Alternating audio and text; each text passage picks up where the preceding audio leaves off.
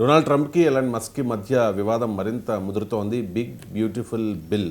ఈ బిల్ ప్రవేశపెడితే కనుక దీన్ని అమలు చేస్తే ఖచ్చితంగా ఎలాన్ మస్క్ చెబుతూ ఉన్నారు ఒక కొత్త రాజకీయ పార్టీ పెడతాను అని చెప్పి. ఏంటి బిగ్ బ్యూటిఫుల్ బిల్? ఎందుకు ఈ వివాదం? అసలు కొత్త పార్టీ పెడితే కనుక ఎలాన్ మస్క్ పరిణామాలు ఏ విధంగా మారబోతూ ఉన్నాయి అమెరికా రాజకీయాల్లో? అమెరికా అధ్యక్షుడు ట్రంప్ అధికారంలోకి వచ్చాక ఆయన ప్రమోట్ చేసినట్టు అమెరికా గ్రేట్ అగైన్లో భాగంగా ఆయన పెట్టిన బిల్ ఏంటంటే వన్ బిగ్ బ్యూటిఫుల్ బిల్. ఈ బిల్లు సారాంశం ఏంటంటే ఇప్పుడు చాలా మిడిల్ క్లాస్ వర్కర్స్కి మిడిల్ క్లాస్కి ట్యాక్స్ కన్సెషన్ ఇచ్చేయడం, అసలు ట్యాక్స్ లేకుండా చేసేయడం అనమాట. దీనివల్ల ట్యాక్స్ కన్సెషన్ ఇచ్చేస్తే, ట్యాక్స్ లేకుండా చేస్తే ఇన్కమ్ ప్రభుత్వానికి ఆదాయం తగ్గిపోద్ది. ప్రభుత్వ ఆదాయం ఏ విధంగా ఈయన పెంచుకుంటాడు అంటే ఈ మెడికల్ ఎయిడ్ అని ఒకటి ఉంటుంది అమెరికాలో. మెడికల్ అంటే ఈ మెడికల్ హెల్త్ కేర్ సిస్టమ్ అనేది చాలా పవర్ఫుల్ అనమాట. దానికి కావాల్సిన నిధుల్ని తగ్గించేస్తాడు. ఈ నిధులు తగ్గించి అక్కడ ట్యాక్స్ కన్సెషన్ పునరుద్ధరించుకుంటాడు అనమాట. ఆ విధంగా ఏంటంటే అమెరికా యొక్క డెట్ పెరిగిపోద్ది, అప్పులు పెరిగిపోతాయి. అమెరికా ఆర్థిక వ్యవస్థకు మంచిది కాదు. అమెరికా ఆర్థిక వ్యవస్థ బాగోకపోతే ప్రపంచ ఆర్థిక వ్యవస్థ బాగోదు. ఇంకా వేరే ట్యాక్స్లు వేస్తారనమాట. ఇప్పుడు ఇండియన్ ఎన్ఆర్ఐస్ అక్కడ ఉంటారు, వాళ్ళు పంపించే రెమిటెన్సెస్ మీద 1% ట్యాక్స్ కూడా బిల్లో ఉంది. Big beautiful bill. అది ఇండియాకు కూడా మంచిది కాదు. ఇప్పుడు ఎలన్ మస్క్ ఏమంటున్నారు, డాజ్ అని ఒక పాలసీ పెట్టారు, ఒక సంస్థని. అదేంటంటే అమెరికాలో ఈ యొక్క ఆర్థిక క్రమబద్ధీకరణ సాధించడం. ఇది డిపార్ట్మెంట్ ఆఫ్ గవర్నమెంట్ ఎఫిషియన్సీ అని పెట్టిన దానికి హెడ్ ఎలన్ మస్క్ ఉండేవారు. ఆయన రిజైన్ చేశారు. ఈ మధ్యన ఆయన ఏమంటున్నారు, ఈ బిగ్ బ్యూటిఫుల్ బిల్ అనేది అమెరికా ఆర్థిక వ్యవస్థకు మంచిది కాబట్టి నేను ఒప్పుకోను, సపోర్ట్ చేయను.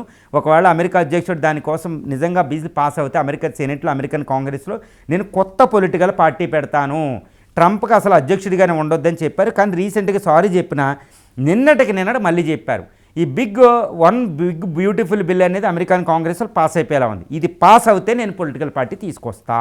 ఎందుకంటే ఇప్పుడున్న రిపబ్లికన్ పార్టీ, ఏది ట్రంప్ ఉన్న రిపబ్లికన్ పార్టీ, అదేవిధంగా డెమోక్రాట్స్, అంతకుముందు జో బైడెన్, కమలా హారిస్ ఉన్న డెమోక్రటిక్ పార్టీలు అమెరికాని మళ్ళా కొత్త తరంలో నడిపించలేవు. వీళ్ళు అమెరికా గ్రేట్ అగైన్ చేయలేరు. కాబట్టి నేను పొలిటికల్ పార్టీ పెడతానని తన పెడితే ఎక్స్లో దాన్ని ఎంతమంది 80% సపోర్ట్ చేశారు. అంటే అమెరికన్ పీపుల్ మూడో అతిపెద్ద పొలిటికల్ పార్టీకి అగ్రీడ్ అయ్యారని అర్థం అనమాట. అది ఎలాన్ మస్క్కి అంత కెపాసిటీ ఉంది. ఎందుకంటే ప్రపంచంలో రిచెస్ట్ పర్సన్ ఆయన.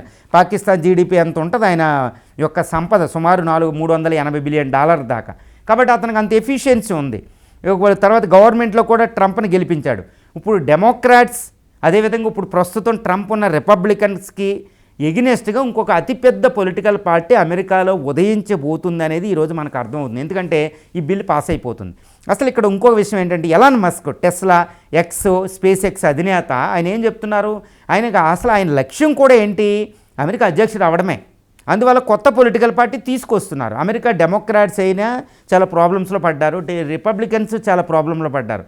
కాబట్టి అమెరికన్స్ కూడా ఇంకొక ప్రత్యామ్నాయం, ఒక అద్భుతమైన పొలిటికల్ పార్టీ ఉంటే బాగుండని అక్కడ అమెరికన్స్ కోరుకుంటున్నారని కూడా మనకు అర్థమవుతుంది అనమాట. ఎందుకంటే గత 7-8 అధ్యక్ష ఎన్నికలు చూస్తే ఏ అధ్యక్షుడు కూడా ల్యాండ్ స్లైడ్ విక్టరీ రాలేదు. అందరూ ప్రతినిధుల సభలో కానీ, రిప్రజెంటేటివ్లో కానీ టోటల్ ఓటింగ్ చూస్తే ఇద్దరికి పోటాపోటీగా వచ్చి కొట్టుకుని అంత పని చేసేవారు. ఆ విధంగా చూస్తే అమెరికన్స్ ఏంటంటే ఇంకొక పొలిటికల్ పార్టీ వస్తే మాత్రం దానికి బ్రహ్మరథం పడతారనేదే మనకు అర్థమవుతుంది. అంటే ఎలన్ మస్క్ భవిష్యత్తులో దేశాధ్యక్షుడు అవుతున్నాడంటే కొత్త పొలిటికల్ పార్టీ రాబోతుందని తెలుస్తుంది. అమెరికాలో ప్రజాస్వామ్యం కూడా కొంత బలహీన పడింది అనేది ఇక్కడ మనకు అర్థమవుతుంది ట్రంప్ వల్ల. అంతకుముందు జో బైడెన్ కూడా బలహీన ప్రెసిడెంటే. అక్కడ జార్జ్ డబ్ల్యూ బుష్, ఒబామా కొంచెం బాగా చేసినట్టు మనకు తెలుస్తుంది. తర్వాత గత 3 ప్రభుత్వాలు చూస్తే మాత్రం అసలు బాగాలేదు. దాన్ని బట్టి అమెరికన్లు కూడా విరక్తి చెందున్నారు. డెమోక్రటిక్ వాల్యూలు కూడా పడిపోతున్నాయి ఈ ట్రంప్ వల్ల, వీటి వల్ల. కాబట్టి కొత్త పొలిటికల్ పార్టీకి వస్తే అమెరికా ప్రజాస్వామ్యంగా బలపడితే అది ప్రపంచ ప్రజాస్వామ్యానికి, ముఖ్యంగా ఇండియాకు కూడా చాలా మంచిదనేది మనకి ఇక్కడ అర్థమవుతుంది.